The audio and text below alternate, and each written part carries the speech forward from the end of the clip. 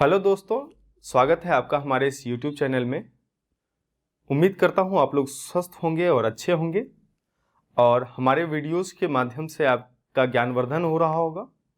मैं ये उम्मीद करता हूँ और आशा रखता हूँ कि आप लोग अच्छे से पढ़ाई करेंगे। हम लोगों ने पिछले वीडियोस में स्टीफन का नियम, साथ ही साथ न्यूटन के शीतलन नियम, उससे पहले हमने किरचॉफ के नियम को पढ़ा, कृष्णिका पढ़ा, कृष्णपिंड पढ़ा, अवशोषण क्षमता पढ़ा, उत्सर्जन क्षमता पढ़ा। ये सारे ढेर सारे टॉपिक्स हमने कवर कर लिए। आज उष्मा और ताप के चैप्टर में हम लोग बात करने वाले हैं उष्मा गतिकी के बारे में। खासकर उष्मा गतिकी को ध्यान में रखिएगा कि उष्मा गतिकी पूरे के पूरे फिजिक्स में एक अलग ही अपनी पहचान रखता है, लेकिन अगर हम बताएं तो संबंध है इसका उष्मा और ताप से होता है, क्योंकि उष्मा गतिकी का अर्थ ही होता है उष्मा की गति का अध्ययन करना। उष्मा और गतिकी, जिसको अंग्रेजी में थर्मोडायनामिक्स कहते हैं।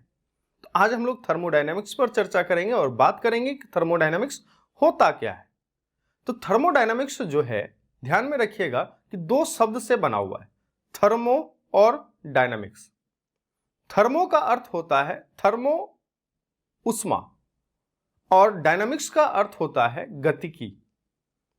तो सीधे शब्दों में अगर हम समझें तो उष्मा की गतिकी का अध्ययन, गतिकी मतलब मोशन का अध्ययन करते हैं।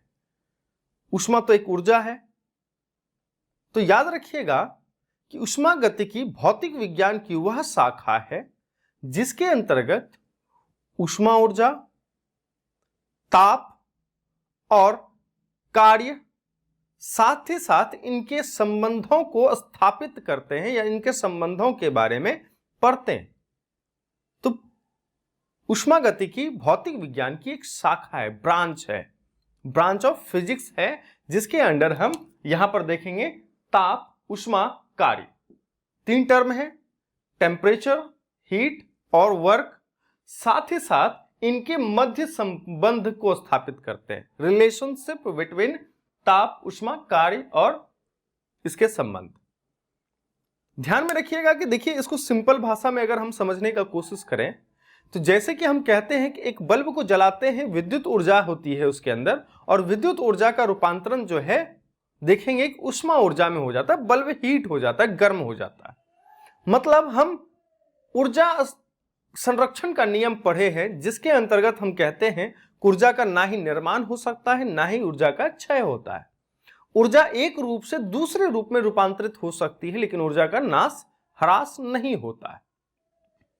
उसी आधार पर जो उष्मा गतिकी है, उसके अंदर अगर हम बात करें तो हम कह सकते हैं जब हम किसी अन्य भौतिक ऊर्जा से, भौतिक राशि से उष्मा ऊर्जा को निकाल सकते हैं, उष्मा ऊर्जा आ सकता है, इसका अर्थ है कि हम उष्मा ऊर्जा को भी किसी अन्य ऊर्जा में रूपांतरित भी कर सकते हैं।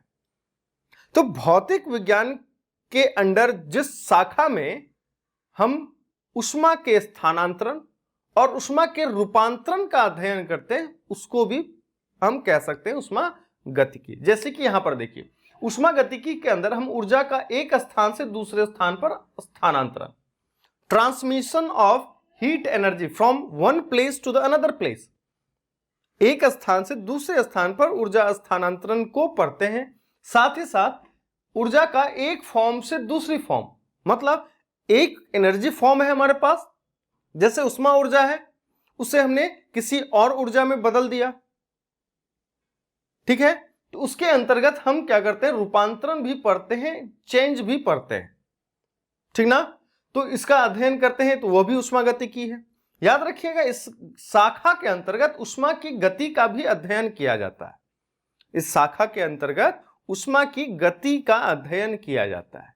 जैसे कि मान लेते हैं कि जब हम कोई वस्तु को गर्म करते हैं तो उससे उष्मा ऊर्जा उसमें जब हमने दिया तो उसकी ताप बढ़ गई, और वह अपने जिस परिवेश में है उस परिवेश में उष्मा में गति करने लगता है, उसके उष्मा में गति होने लगती है, मतलब उसका उष्मा रिलीज होने लगता है, बाहर भी जाता है।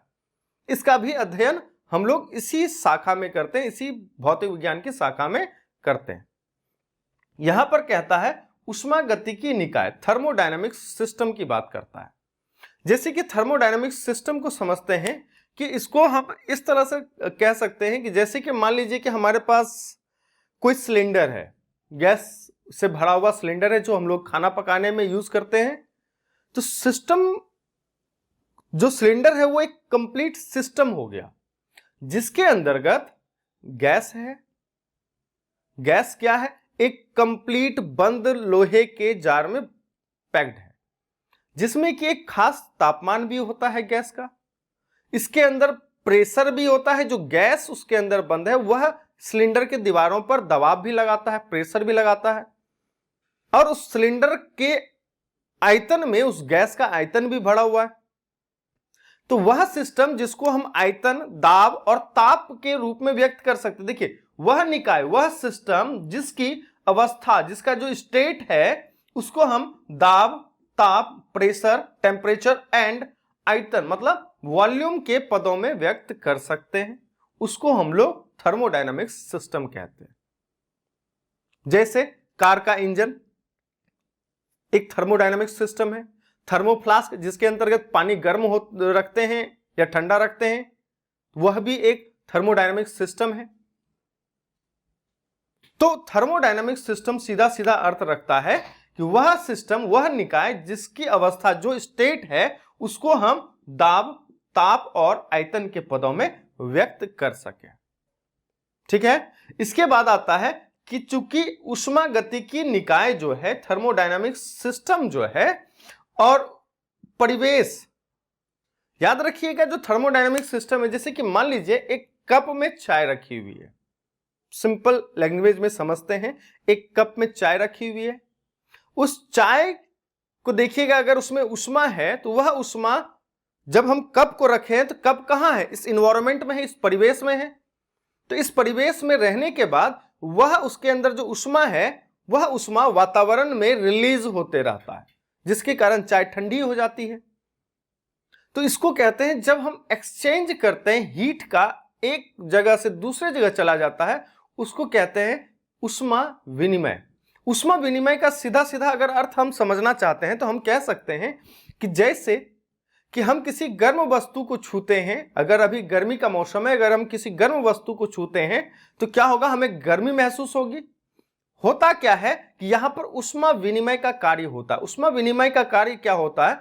उच्च तापमान से, याद रखिएगा, उच्च तापमान से निम्न तापमान की ओर उष्मा का गमन होता है। इसी को कहते हैं उष्मा विनिमय। जैसे कि हमने किसी गर्म वस्तु को छुआ और हमारे बॉडी का टेम्परेचर कम है, तो उस गर्म वस्तु के टेम्परेचर से हमारे बॉडी में तापमान आने लगा, उष्मा ऊर्जा आने लगी, जिससे कि हमें वह गर्म लगा। क्या हुआ?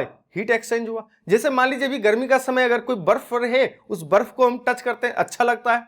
क्या होता है कि हमारे बॉडी का टेम्परेचर अधिक है और उस बर्फ का टेम्परेचर कम है, तो हम जैसे ही छुए तो क्या हुआ? हमारे बॉडी का टेम्परेचर जो है उस बर्फ में जाने लगा। क्या हुआ? हमने अपने शरीर से उष्मा ऊर्जा को उत्सर्जित कर दिया। तो यहां भी क्या हो रहा है कि हम परिवेश में क्या कर रहे हैं? अपनी उष्मा को उत्सर्जित कर रहे हैं या कहीं पर अवशोषित कर लेते हैं। ठीक है। तो यहां पर क्या कह रहा है कि उष्मा विनिमय, इसी को तो उष्मा विनिमय कहते हैं, हीट एक्सचेंज कहते हैं, मतलब एक से दूसरे के पास हीट का आदान प्रदान होना। तो यहां पर देखिएगा, चूंकि उष्मागतिकी निकाय जो है, जो थर्मोडायनामिक सिस्टम है, वह परिवेश, जो इन्वायरमेंट में होता है, इन्वायरमेंट में जो वस्तु है उसके बीच जो है ऊर्जा, उसके बीच जो ऊर्जा तथा द्रव्य का विनिमय होता है, मैटर और एनर्जी का एक्सचेंज होता है। अब एनर्जी तो समझ में आ गया कि हीट एनर्जी कैसे एक्सचेंज हो रहा है।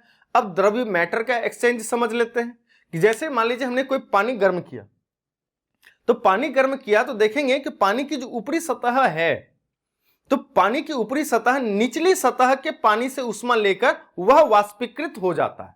तो यहां पर क्या हुआ? वह जो द्रव्य था, उसके अंदर जो मैटर भरा हुआ था, वह क्या हो गया? परिवेश में लुप्त होने लगा।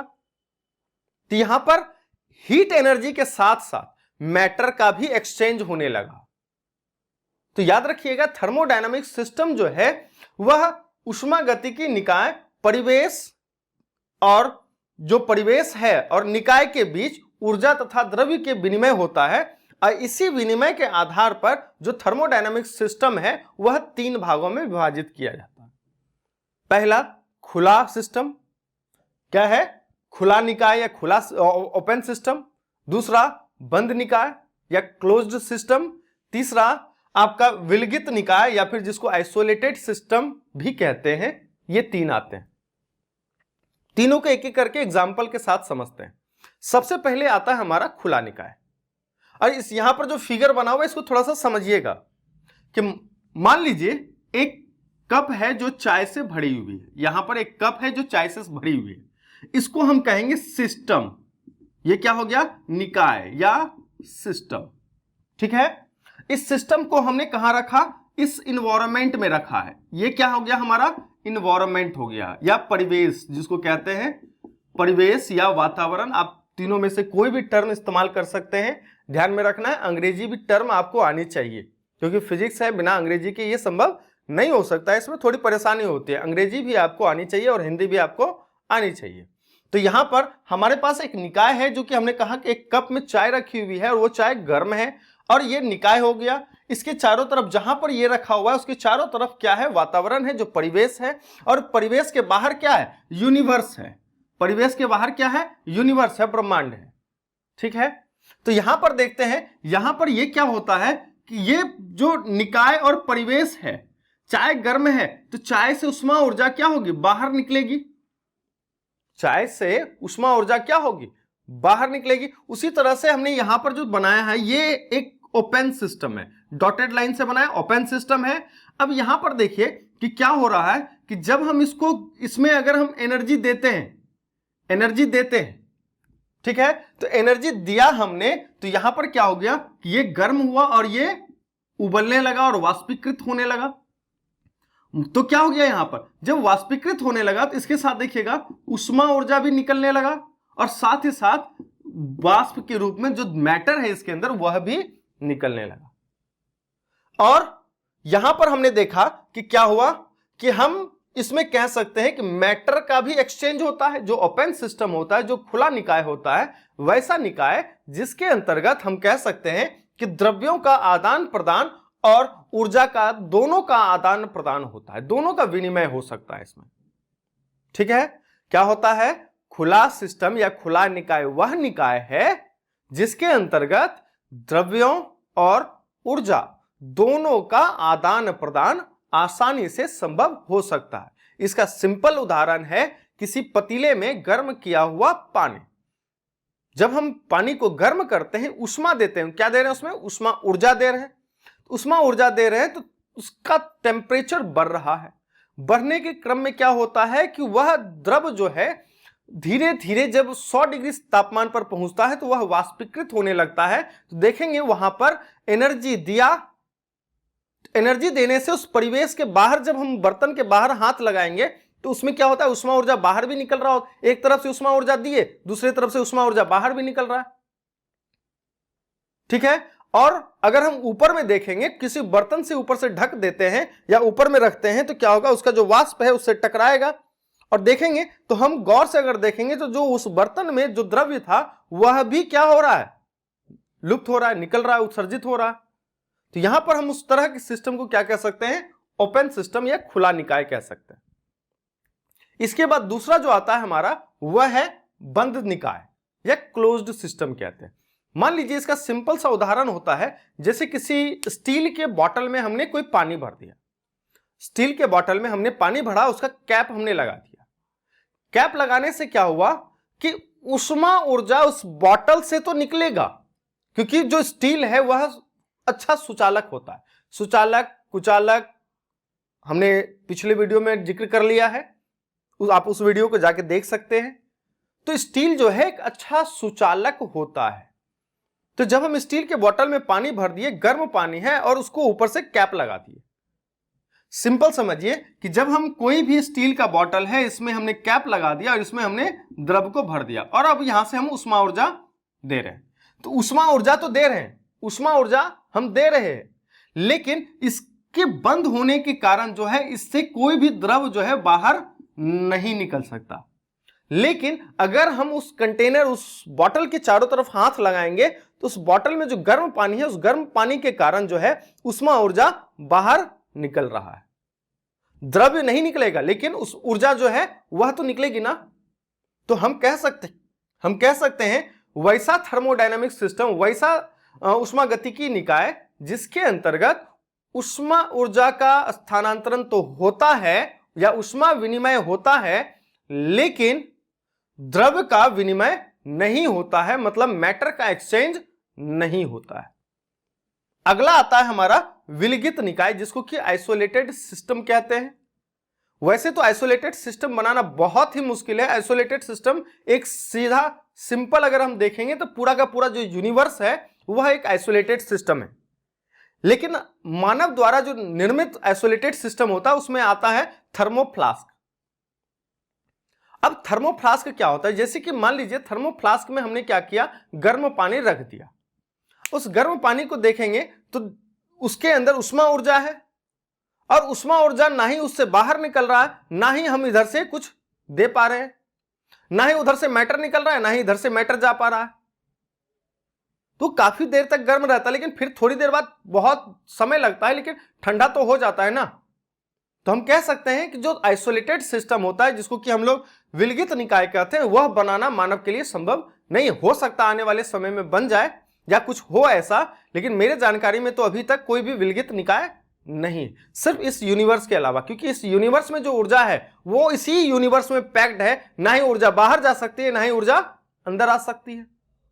जैसे कि थर्मोफ्लास्क में हमने कहा कि मान लीजिए हमारा थर्मोफ्लास्क है, थर्मोफ्लास्क में द्रव भरा हुआ है, द्रव का तापमान जो है वह अधिक है, ना ही इससे उष्मा ऊर्जा बाहर निकल रही है, ना ही इसमें उष्मा ऊर्जा हम दे सकते हैं, और क्या इससे मैटर भी बाहर नहीं निकल पा रहा है और ना ही मैटर अंदर आ पा रहा है। तो ऐसे सिस्टम को हम लोग क्या कहेंगे, विलगित निकाय या आइसोलेटेड सिस्टम। वैसा उष्मागतिकीय निकाय जिसके अंतर्गत ना ही उष्मा विनिमय हो सकता है, ना ही द्रव्य विनिमय हो सकता है, उस सिस्टम को, उस निकाय को हम लोग विलगित निकाय कहेंगे। तो आज हमने देखा उष्मागतिकी के बारे में, उष्मागतिकी क्या होता है, साथ ही हमने उष्मागतिकी निकाय के बारे में समझा। अगले वीडियो लेक्चर में हम लोग कुछ और नियम के बारे में समझेंगे, जिसके अंतर्गत कुछ अन्य जो टर्म्स आते हैं उष्मागतिकी के अंतर्गत, उसको समझने की कोशिश करेंगे। तब तक के लिए इस वीडियो को अच्छे से देखिए। जय हिंद, जय Bharat, thank you so much.